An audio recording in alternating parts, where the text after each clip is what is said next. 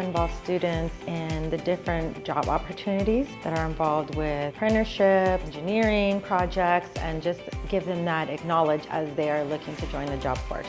To see high school students totally engaged in the field trip was exciting to see, and just the opportunities that are available. I know that I've seen the excitement and the questions that they ask. It works out to be great for all parties involved. Southland also does do scholarships. So not only are they backing them with just showing them the options that are out there in the world, they're also incentivizing them to show, hey, we're here to support you guys.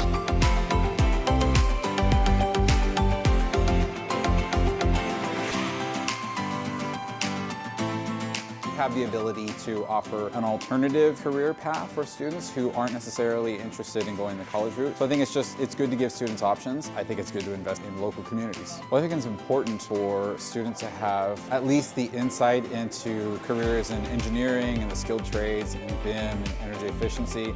My favorite part today was building the toolbox. I really liked it because it was hands-on. Everyone was really helpful and they didn't make me feel like I was asking a dumb question.